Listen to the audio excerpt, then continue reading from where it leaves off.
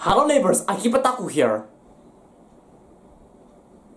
Uh-oh. Yeah, if it's not obvious by now with the loss of hair of mine, I am currently infected with cancer. And hell, even one of my earpieces is finally chipping off. But don't worry though, when I went to see my doctor, he said I have roughly around, 5 minutes before I finally die. So while I have 5 minutes left, I'll make full good use of my time. So let's see what's going on in the world right now.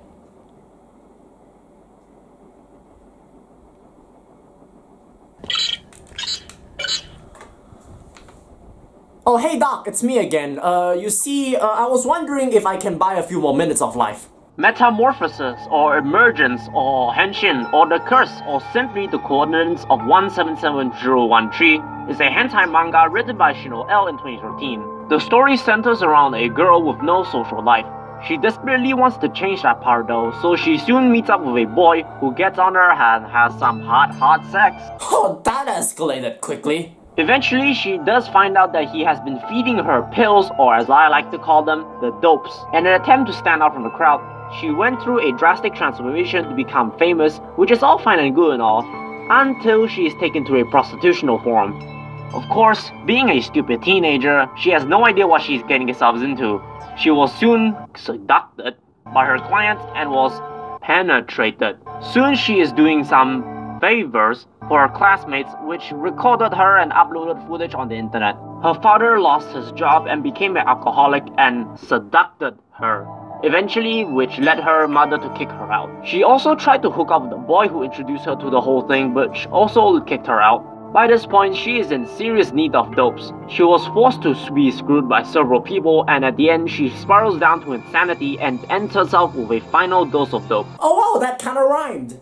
The manga itself was beyond infamous with the anime community for how fucked up it was.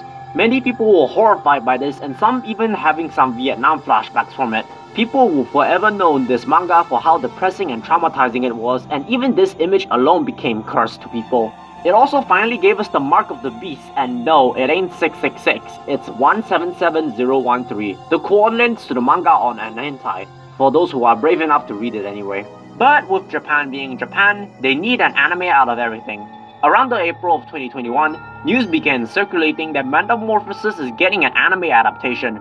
When I first saw it, I thought to myself, oh wow, this is kinda out of place and came out of nowhere. Hell, this is just as out of place as this weird black spot on my leg right now that I did not see a few moments ago. Many people on the internet broke out when this news was leaked, thinking that Japan has finally lost it, and some even thinking it would be the redo of a Healer all over again. It all started with this screenshot that appeared around April or so. So is this godforsaken news real? Well, I hate to break it to you, but this ain't real. God damn it! There are several dead giveaways within the screenshot, but the biggest one yet is that Anime News Network always use italics for their anime or manga titles. And considering the fact that this screenshot appeared at the beginning of April, yeah, it kinda lines up. I must say though, round of applause to whoever made this. Good job. You fooled half of the entire anime community. To be honest, I would actually be interested in an anime adaptation of this. Because let's face it, no matter how scary and depressing and traumatizing the original manga was, when you get to the bottom of all of it, it is just one big PSA. Don't do drugs. And considering how well received the original manga was, I think it worked. And for those of you who are saying it should not be made into an anime because it has crazy things like rape and shit, and how it's depressing and how it's very crippling to all of you, I say yes, rape is crazy, which is why exactly we need more mediums to talk about it. Because we all have to remember this. At the end of the day, no matter how fucked up something is, no matter how messed up it is, and no matter how disturbing it is to us, it will always have the right to exist because it is nothing more than a fictional piece of work, and it is nothing more than that. Hell, sometimes we always forget that we should use the power of fiction to explore many uncomfortable ideas. Hell, the Japanese actually took this logic to the next extreme. As the wise man once said, there are limits, but we cross them!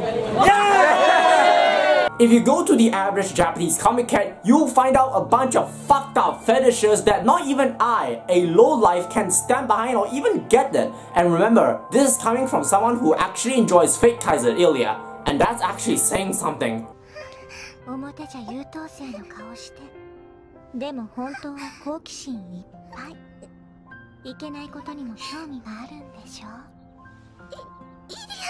But even though I may not get behind all these fetishes, it's okay. These all have the right to exist as long as it's being taken into a fictional context and no one's getting hurt. Go for it, I will not give a damn. People often tend to forget that we must use the power of fiction to explore very uncomfortable ideas, because if we don't, then our minds will forever be sheltered and not challenged. That's why I think shows like Redo of a Healer always have a right to exist. Sure, you may find it uncomfortable, but to me, shows like these will always keep us in check. And yes, I am actually defending Redo of Healer. Why, you may be asking? Many of you may be saying, how can you defend Redo of a Healer? It is so disgusting, it is just terrible, why are you such a misogynist?